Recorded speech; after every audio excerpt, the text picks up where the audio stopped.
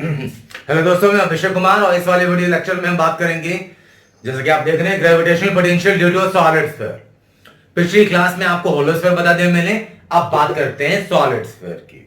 ध्यान देना, एक सॉलिड स्फीयर मान लें,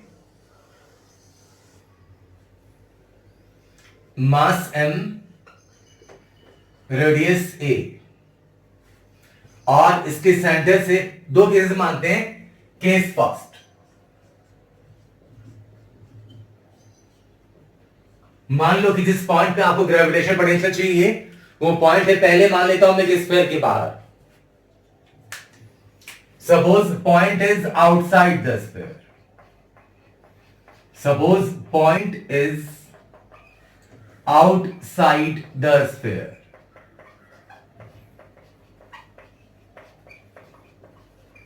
होलो स्फीयर से थोड़ा डिफरेंट है एनालिसिस, ध्यान से देखिएगा जरा। पॉइंट पहले मान ले कि बाहर है, यहां से मान लेते हैं ये जो पॉइंट P है सेंटर से r दूरी पर है, ये r है, स्मॉल r। मुझे इस पॉइंट पे पोटेंशियल चाहिए इस पूरे स्फीयर की, सॉलिड स्फीयर है, तो डेंसिटी कितनी होगी इसकी, मास बाय वॉल्यूम। चलो जरूरत नहीं है, जरूरत पड़ेगी निकाल देंगे अपन। मान लो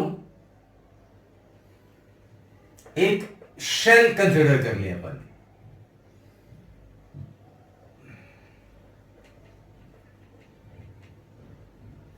शेल की मास भी निकाल सकते हैं, लेकिन जरूरत पड़ेगी नहीं यहां पे, इसलिए नहीं निकाल रहा हूं। मान लो कि ये शेल है, ये शेल जैसा कुछ है।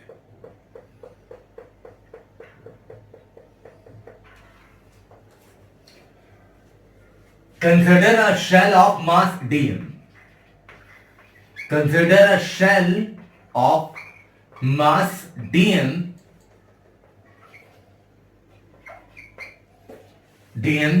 inside the solid sphere.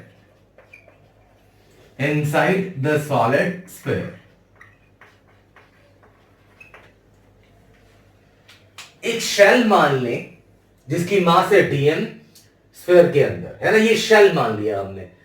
कोई सोच रहा हो कि इस सेल की रेडियस x लेते हैं, थिकनेस ds लेते हैं, हाँ वो भी करते हैं, जरूरत नहीं पड़ेगी, आपको समझ में आएगा क्यों। इसलिए मैं चीजों को कॉम्प्लिकेट नहीं कर रहा, आसान तरीके से बता रहा हूं, ध्यान दो। इस शेल की वजह से पॉइंट P पे पोटेंशियल में पूछता अगर, तो निकाल लेते शेल कैसा बिहेव करेगा, होलो स्फीयर के जैसा। और होलो स्फीयर के बाहर के किसी पॉइंट पे अगर फील्ड चाहिए, हमने पिछले वीडियो सेशन में पढ़ा है कि होलो स्फीयर के किसी बाहर किसी पॉइंट पे आपको फील्ड चाहिए, तो आप कंसिडर ये कर लो कि होलो स्फीयर हटा के उतनी ही मास का एक रख दे सेंटर पे पार्टिकल, है ना। तो होलो स्फीयर के बाहर पोटेंशियल निकाल सकते हैं अपन। Potential due to shell at point P। तो शेल एक छोटा सा पार्ट है, इसलिए दे लिया मैंने। मेरे पिछले वीडियो सेशन में आपको पढ़ा था कि होलो स्फीयर की ये शेल बिहेव करेगा होलो स्फीयर की जैसा। और होलो स्फीयर के बाहर किसी पॉइंट पे आपको पोटेंशियल चाहिए, तो मान लें कि होलो स्फीयर नहीं है, एक पार्टिकल है जो सेंटर पे रखी है, मास उतनी है जो होलो स्फीयर की है, जो फॉर्मूला था होलो स्फीयर वाला। तो माइनस जी dm, मास यहां पे dm है, बाई r। मैंने ये फॉर्मूला कैसे लगा है, ये होलो स्फीयर के पोटेंशियल का फॉर्मूला है। अगर आप डायरेक्ट इस वीडियो में आए हैं, अगर आपको इसमें परेशानी हो रही हो, तो इसके पहले का वीडियो देखें, potential due to hollow sphere. Anyways, मैं उम्मीद करता हूं कि चीजें आपको समझ आ चुकी होंगी अब तक। तो होलो स्फीयर के बाद जो पोटेंशियल का फॉर्मूला है मैंने वही लगा दिया। इस बार शेल की मास है dm। ऐसे बहुत सारे शेल्स होंगे इसके अंदर, है ना, लेकिन इस बात की श्योरिटी है कि जितने भी शेल्स ले लो, पॉइंट P तो सबके बाहर है। मतलब आपको नेट पोटेंशियल चाहिए तो आप डायरेक्ट इंटीग्रेट कर सकते हैं। ऐसा तो कोई शेल नहीं है ना जिसमें पॉइंट अंदर में हो उसके, नहीं। कोई सा भी शेल ले लो, कितनी दूरी पे x लो, x कुछ भी ले लो, कोई सा भी शेल लोगे, पॉइंट तो सबके बाहर ही है। तो जब सबके बाहर है तो नेट पोटेंशियल निकालने की कोई परेशानी होगी नहीं। तो नेट पोटेंशियल निकाल दीजिए। Net potential at point P due to solid sphere, due to solid sphere.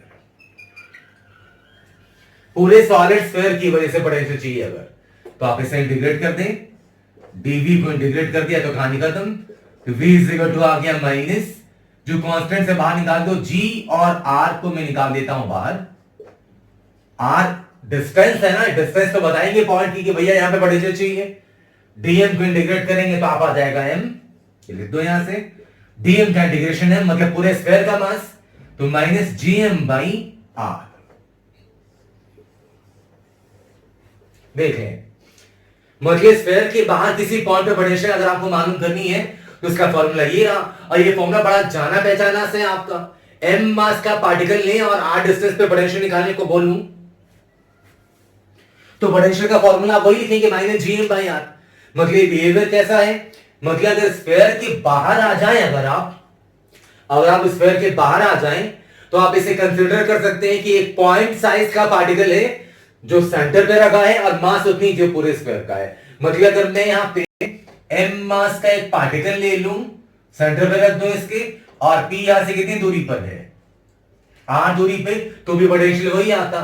मतलब ये है behaviour like a point particle, ये है behaviour like a point particle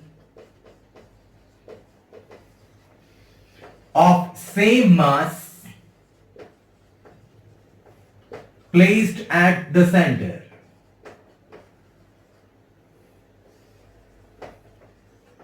ये बिहेवियर कुछ ऐसा है कि इसी मास का, जो स्फीयर का मास है, उसी मास का पार्टिकल सेंटर पे रखा है, तो उससे जो r डिस्टेंस पे पोटेंशियल होगी वही सॉलिड स्फीयर के पोटेंशियल में लिए।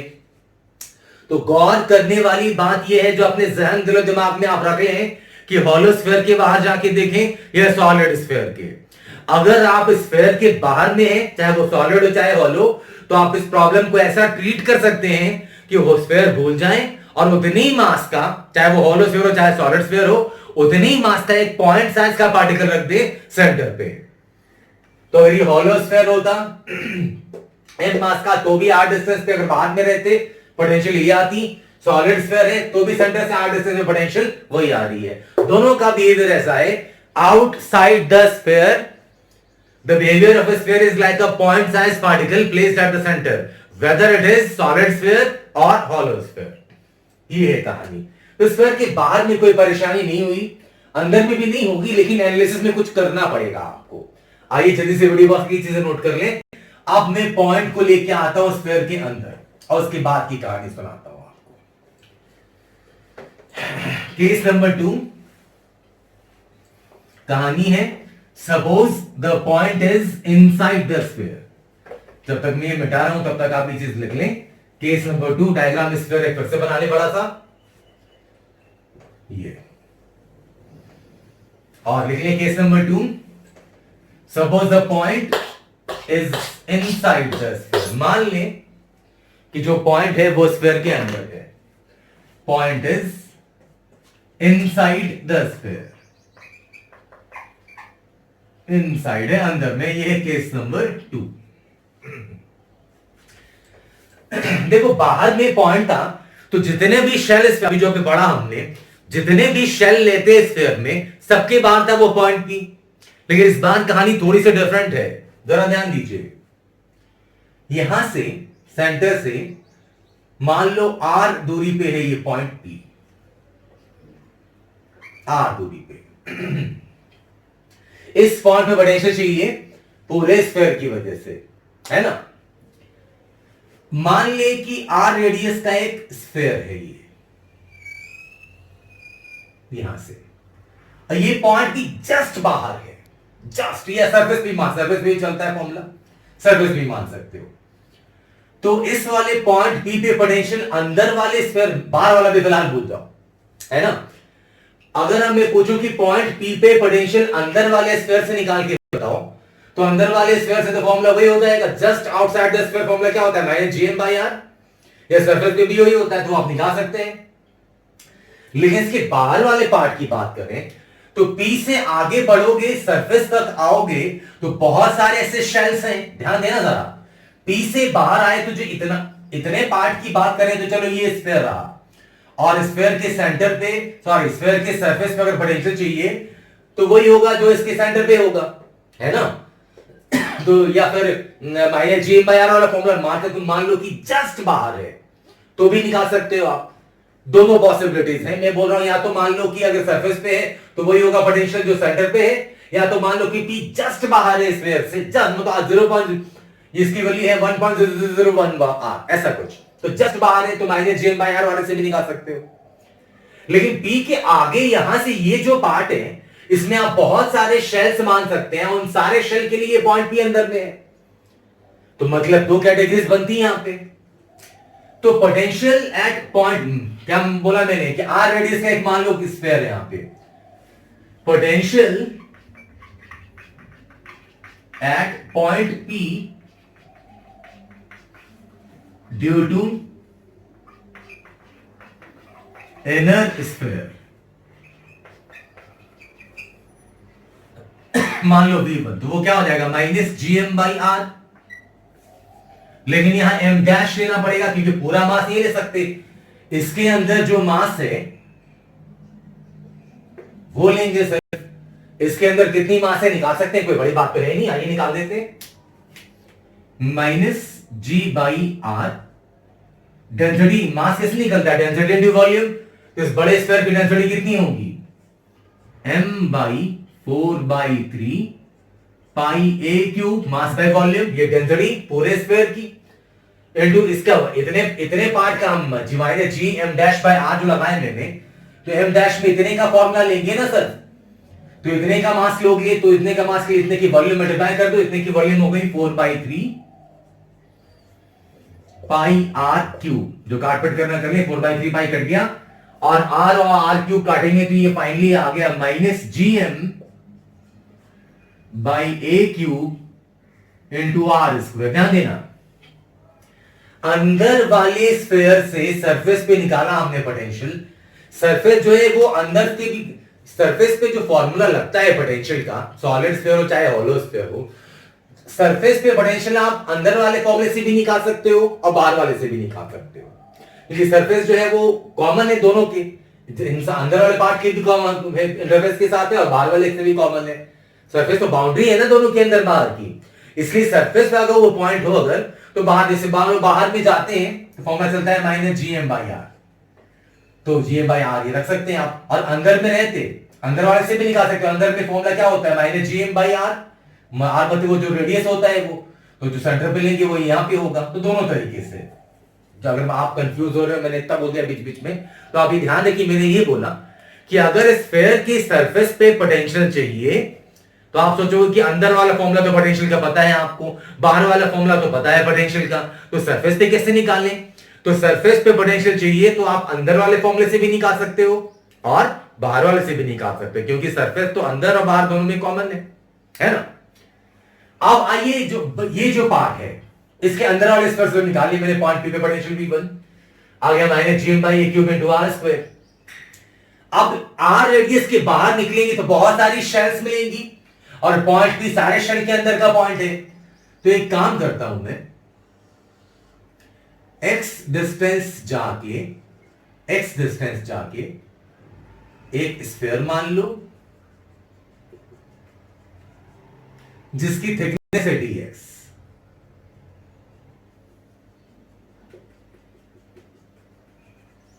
ये थिकनेस है यहां से यहां तक, ये dx है, तो ये जो छोटा सा पार्ट है ये शेल, इसे कंसीडर कर सकते हैं ना अपन, ये मान सकते हैं कि ये शेल है, और ऐसी बहुत सारी शेल्स होंगी इस तरीके की। P से आगे बढ़ोगे आप बाहर निकलोगे तो बहुत सारी ऐसी शेल्स मिलती जाएंगी, तो एक शेल कंसीडर करा हमने यहां सेंटर से एक्सिस्टेंस पे dx थिकनेस की, और मैं शेल की वजह से पॉइंट P पोटेंशियल निकालता हूं। आओ, potential at point P due to given shell, ये जो शेल मैंने दिया है वो शेल कैसे कैलकुलेट किया मैंने, सेंटर से एक्सिस्टेंस पर dx थिकनेस की, तो शेल कैसा बिहेव करेगा, हॉलो स्फीयर के जैसा, और हॉलो स्फीयर के अंदर में पोटेंशियल क्या होता है -gm/रेडियस -gm/r, तो ऐसे बहुत सारे शेल्स हो, इसलिए मैंने dv2 मतलब सेकंड पार्ट है जो आउटर वाला पार्ट है, अंदर वाले पार्ट के लिए 1 लिया था, बाहर वाले के लिए 2, ताकि आपको याद रहे किसका क्या निकाला है मैंने। तो माइनस जी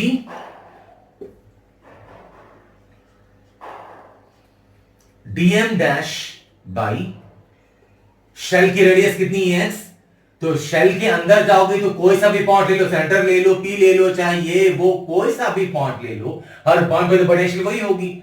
यहां पे रेडियस एक्स है तो यहां पे लिखना पड़ेगा मुझे एक्स। शेल का मास निकाल सकते हैं क्या अपन? निकाल सकते हैं, निकाल सकते हैं ना। कैसे निकाल सकते हो? निकाल दो, minus G by X, radius sphere की density m by 4/3 pi a cube, और शेल की वॉल्यूम 4 पाई आर स्क्वायर, ये होगा सरफेस एरिया। अंदर वाले स्क्वायर का सरफेस एरिया क्या हो जाएगा? 4 pi X square area into thickness, तो वॉल्यूम मिल जाएगी आपको। ये हो जाएगा 4 pi X square into D X. तो जो कटा पट्टा काटो, ये एक्स कट गया यहां से, 4 पाई कट गया यहां से, मतलब ये आ गई डी वी टू की वैल्यू आ गई यहां से -3 GM बाई ए क्यू। देख लो उस काटपट में गलती ना कर दो मैं, -3 GM by A Q x D x. ये थोड़ा सा पोटेंशियल मिल गया आपको इस शेल की वजह से, लेकिन ऐसे तो बहुत सारे शेल्स हैं, तो सारे शेल की वजह से पोटेंशियल चाहिए तो आप इसको इंटीग्रेट कर दो, क्योंकि जितने भी शेल लोगे, इसके हम सेकंड पार्ट की बात कर रहे हैं। ये फर्स्ट पार्ट ये अंदर वाला था V1 पोटेंशियल, सेकंड पार्ट में छोटा सा शेल लिया, उससे पोटेंशियल dV2, और सारे शेल से अगर चाहिए आपको पोटेंशियल, तो जो भी शेल लोगी सबके अंदर का ही पॉइंट है ना, तो कोई परेशानी की बात नहीं, आप इंटीग्रेट कर दे। तो potential due to all the shells, potential due to all the shells beyond P, P के आगे जितने भी शेल्स हैं उन सबसे पोटेंशियल चाहिए आपको अगर, तो आप उसको इंटीग्रेट कर दें। V2 बोल दूं मैं उसे, तो इंटीग्रेशन dV2, मतलब ये वैल्यू आ गई V2 is equal to -3 GM upon a cube, ये तो है कांस्टेंट, बाहर निकाल दे, अंदर में आ गया x dx। अब लिमिट कहां से कहां तक? शेल कहां से? P से आगे जा रहे हैं ना अपन, तो P पे है, मतलब क्या, अगर P पे आ गए तो x घट के हो गया R के बराबर, R, और R से कहां तक? A तक, A तक। कहां लिखूं मैं? अब मेरे पास जगह नहीं, मुझे यहां पे लिखना पड़ेगा, मैं यहां पे लिख रहा हूं, ध्यान दीजिए। तो V2 इज इक्वल टू आ गया -3 GM अपॉन ए क्यूब, और वहां से आगे x dx का इंटीग्रेशन आ गया x²/2 R से A तक, मतलब ये वैल्यू आ गई V2 is equal to -3 GM, two बाहर निकाल दो तो by 2A cube, x square upper limit 2 बाहर निकाल दिया मैंने, तो अपर लिमिट रख दें तो आ गया A² माइनस लोअर लिमिट रख दें तो R²। तो अंदर वाले स्फीयर से पॉइंट P पे पोटेंशियल वो रहा V1, इसके बाहर वाले स्फीयर से एक शेल लिया मैंने, और जितने भी शेल थे सबसे इंटीग्रेट करके पोटेंशियल क्या आ गए? V2। पोटेंशियल तो है एक स्केलर क्वांटिटी, पोटेंशियल में डिफाइन कैसे करा हमने? वर्क से, और वर्क क्वांटिटी कैसी है? स्केलर। तो आप इन V1 V2 को जोड़ देंगे तो नेट पोटेंशियल मिल जाएगा आपको पॉइंट P पे। मुझे अब ये मिटाना पड़ेगा, जल्दी से वीडियो पॉज करके सारी चीजें नोट कर लें। बाहर वाले स्फीयर से पॉइंट P पे पोटेंशियल ये रहा, अंदर वाले स्फीयर से पॉइंट P पे पोटेंशियल ये रहा V1, और मैंने बोला कि अगर स्फीयर के सरफेस का पॉइंट हो तो कंफ्यूजन में ना आए, आप अंदर का जो फॉर्मूला होता है स्फीयर का वो भी लगा सकते हो, या बाहर का जो पॉइंट होता है उसके लिए फॉर्मूला वो भी लगा सकते हो, क्योंकि सरफेस जो है वो अंदर बाहर दोनों की बाउंड्री है, तो दोनों वैलिड होते हैं। तो अब फाइनली रिजल्ट आने को है अपना, ये रहा final result.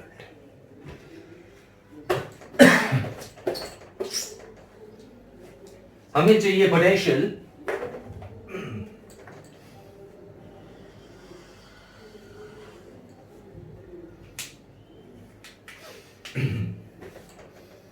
Net potential at point P, तो वो लिख दिया हमने V1 प्लस V2। तो यह आ गई value Vp is equal to V1 की वैल्यू आ गई वहां से minus GM by a cube into r square, और यहां से मिल गया minus 3GM upon 2a cube minus 3GM upon 2a cube bracket में a square minus r square. ये अब निकाल तो जो कॉमन काटपट करना है minus GM upon a cube, अगर ये कॉमन करके निकाल दो बाहर में क्या बच जाएगा, यहां से बच जाएगा आर स्क्वायर माइनस GM मतलब कॉमन करके बच गया 3/2 प्लस माइनस तो बाहर निकाल ही दिया मैंने, तो आ गया plus 3/2 a cube sorry a square minus 3/2 r square. मतलब फाइनल पॉइंट पी पे पोटेंशियल मिल गई आपको minus GM upon a cube, ये आ गया 3/2 मतलब 1.5 ए स्क्वायर 3/2 मतलब 1.5 और आर स्क्वायर माइनस 3/2 मतलब आ गया 1/2 मतलब 0.5। तो माइनस जोड़ घटाव किया है जस्ट मैंने भाई ये। तो ये है इंटरनल पॉइंट पे पोटेंशियल। सॉलिड स्फीयर के अंदर में अगर सेंटर से हाथ दूरी पे पॉइंट रहा अगर तो ये रही पोटेंशियल, और अगर मान लो सेंटर पे है, if P is eight the centre, P अगर सेंटर पे रहा, बहुत बार पूछते हैं न्यूमेरिकल्स, बताता हूं कैसे। तो यहां रिजल्ट देख लो, सेंटर पे रहा मतलब P अगर यहां सेंटर पे रहा तो R घट के कितना हो जाएगा 0, R इज इक्वल टू 0।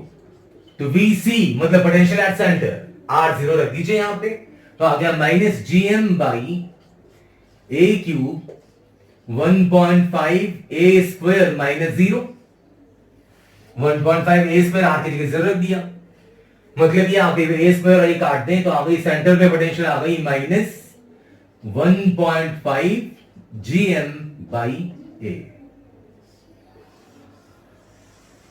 ये है सेंटर पे पोटेंशियल। तो पॉइंट अगर स्फीयर के बाहर हो तो पोटेंशियल का वही फॉर्मूला मिला आपको जो हॉलो स्फीयर में मिला, लेकिन पॉइंट अगर अंदर में हो स्फीयर के तो हॉलो स्फीयर से काफी डिफरेंट है ये देख सकते हैं आप। हॉलो स्फीयर के अंदर में हर पॉइंट पे पोटेंशियल सेम होता था, लेकिन यहां सॉलिड स्फीयर के अंदर में हर पॉइंट पे पोटेंशियल सेम नहीं है, इनफैक्ट वो आर पे डिपेंडेंट है। आर के अलग अलग वैल्यूज होगी तो जाहिर है पोटेंशियल की अलग अलग वैल्यूज मिलेंगी।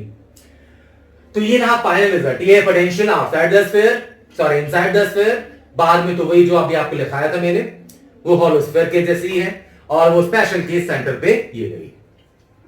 एक क्वेश्चन कभी पूछा था हमने जेई के अंदर, वो देखो एक छोटा सा इलस्ट्रेशन मुझे पढ़ाते पढ़ाते याद आ गया तो आपको पढ़ा दिया। आप आयोग की वीडियो पास आपने नोट कर लिया होगा। एक इलस्ट्रेशन देखिए, अच्छा है, छोटा सा है, आसान सा है, लेकिन समझने के लिए है कुछ इसमें, ध्यान दीजिए। मान ले कि m मास का एक स्फीयर है, अर्थ क्या है, सॉलिड स्फीयर ही है ना, अर्थ मान लो,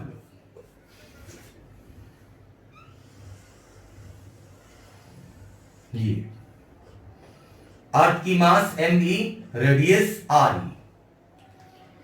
और किसी ने टनल खोदा है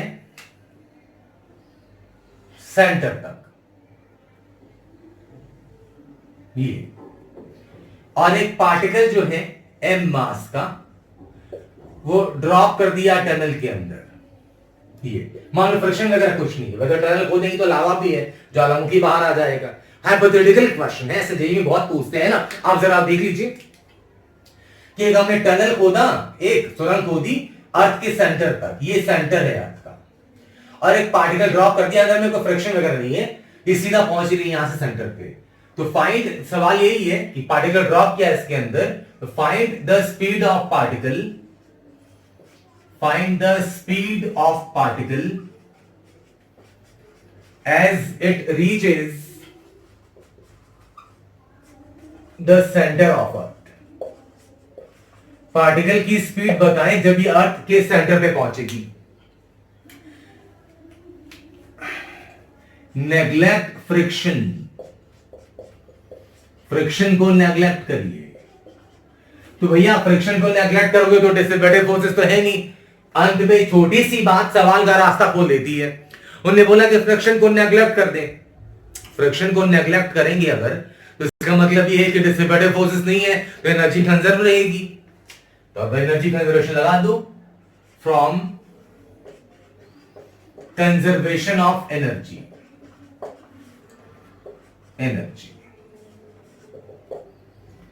energy at the surface is equal to energy at the centre. तो सरफेस पे जो काइनेटिक तो है ड्रॉप किया जस्ट हमने, सिर्फ पोटेंशियल एनर्जी है। और पोटेंशियल एनर्जी को क्या लिख सकते हैं? पोटेंशियल एनर्जी को लिख सकते हैं मास इनटू ग्रेविटेशनल पोटेंशियल। थोड़ा सा मेरा ये मोटिव भी था चर्चा करने के लिए, इसलिए मैंने यहां पे किया। कैसे? अरे पोटेंशियल एनर्जी भी तो वर्क डन से डिफाइन किया हमने, ग्रेविटेशनल पोटेंशियल भी वर्क डन से डिफाइन किया। फर्क क्या था दोनों में?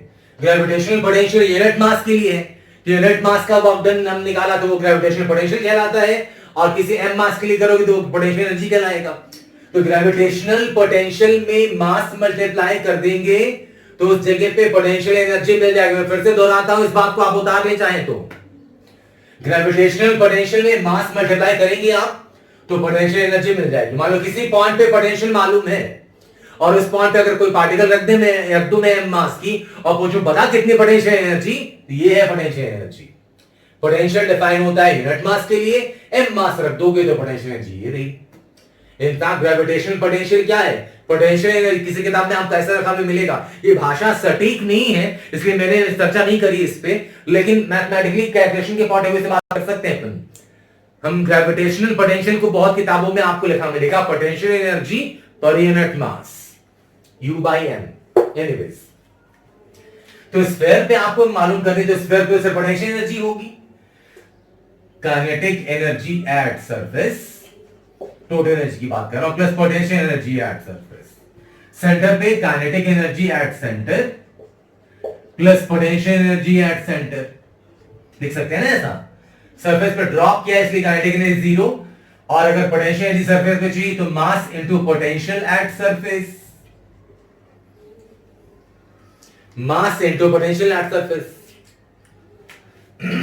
Is equal to kinetic energy centre पे हाफ एम वीसी, इसको वीसी मालूम करना है, और पोटेंशियल सेंटर पे एम इनटू, अब कंफ्यूजन ना हो जाए तो मैं यहां पे थोड़ा ऐसा लिख देता हूं कि capital V potential at centre, ये स्मॉल वी स्पीड के लिए, ये वाला जो है ये स्पीड है।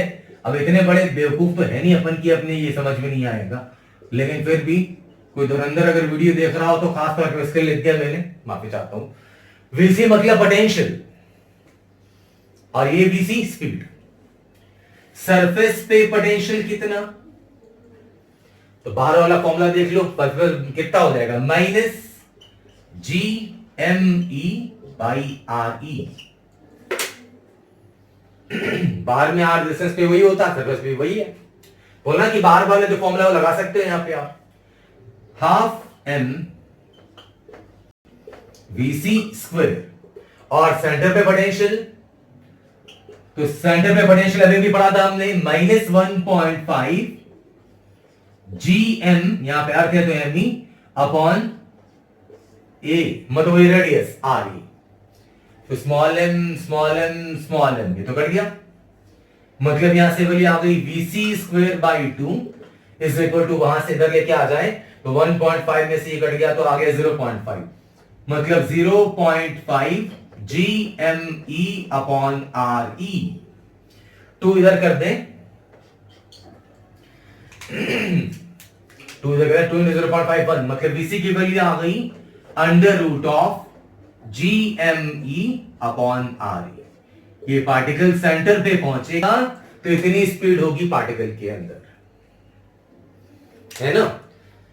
चलिए, तो आज हमें तो थोड़ा सा इलस्ट्रेशन समझा दिया कि यहाँ पे जरूरत पड़ती है, तो काफी अच्छा सवाल था ये। अब चलिए हम आज के सेशन को यहीं पे रोकते हैं। हमने ग्रेविटेशनल पोटेंशियल इस वाले सेशन में पढ़ा, सॉलिड स्फीयर की वजह से बाहर और अंदर। अंदर वाले पॉइंट पे फॉर्मूला थोड़ा सा कॉम्प्लेक्स, थोड़ा सा डिफरेंट टाइप का है, लेकिन इसे आप याद रखिए, जरूरत कभी भी पड़ सकती है। मिलते हैं नेक्स्ट वाली सेशन में। जो जरूरतमंद लोग हैं उन तक की सेशन पहुंचाएं, जो गरीब लोग हैं, जो ज्यादा अफोर्ड नहीं कर पाते, सक्षम नहीं होते, लेकिन काबिलियत होती है, तो ये मुहिम खास तौर पे उनके लिए है। अगर आपकी नजर में कोई ऐसा हो, उन तक ये वीडियोस पहुंचाएं, और अगर आप कुछ कहना चाहते हैं तो मुझे फीडबैक कमेंट में समझाएं। मिलता हूं नेक्स्ट लेक्चर में नए टॉपिक के साथ। Thank you so much. जय हिंद, जय भारत।